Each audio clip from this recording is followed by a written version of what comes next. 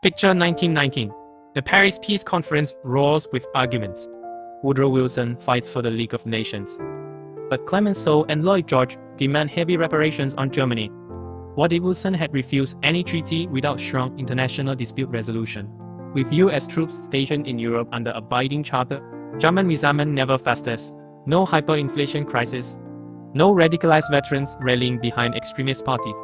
A stabilized Weimar Republic blossoms into a robust democracy, and Hitler never finds his state.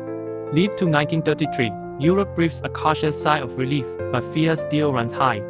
Peace movements in Britain and France, fueled by survivors from the Great War, launch a bold proposal, all major powers, to disarm heavy artillery and share verification via neutral scientific teams. What if Nazi Germany had been invited into this pact with binding inspections? Stripped of blitzkrieg potential, Germany channels resources into infrastructure and education. Extremist ideologues lose their appeal, as farmers see new jobs restoring railways and schools. The Second World War remains a horror story written on paper, never unleashed. Fast forward to 1963.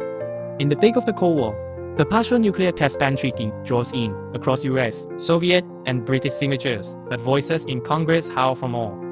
Imagine grassroots peace caravans crisscrossing America and the USSR, carrying letters from kids begging leaders to halt all warhead production. What if the treaty had included a clause to phase out existing arsenals within a decade? By the 1970s, dismantled silos the remote landscapes.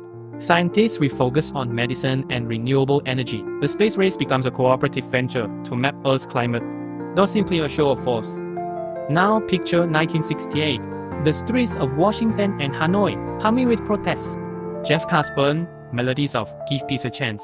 What if anti-war activists had succeeded in persuading Congress to cut funding by 50% that summer?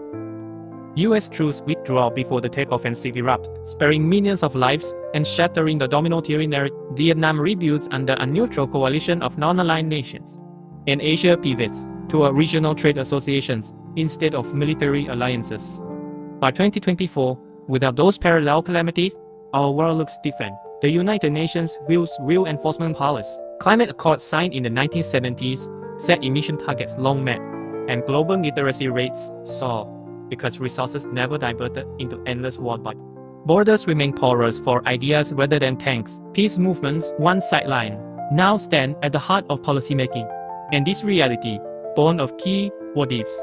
History's greatest feat isn't dominance, it's the art of choosing dialogue over destruction.